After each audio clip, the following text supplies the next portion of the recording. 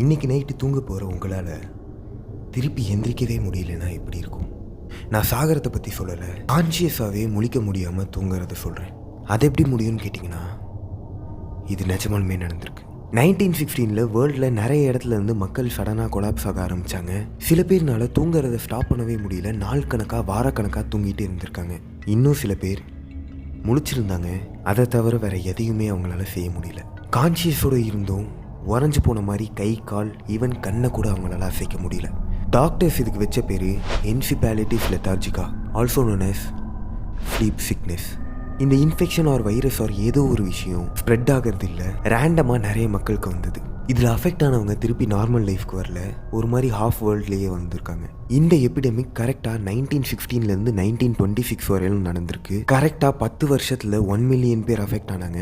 5 லட்சம் பேருக்கு மேலே இறந்து போனாங்க. மில்லியன் பீப்புளோட உயிரே கேள்விக்குறியாக இருந்திருக்கு. இது நடந்து கிட்டத்தட்ட ஒரு செஞ்சுரியே ஆக போகுது. ஆனால் இது எதுக்கு வந்தது, எப்படி போச்சுன்னு ஒரு ஐடியாவுமே இல்லை. இனிமேல் வராதுன்னு ஸ்ட்ராங்காக சொல்ல முடியாது.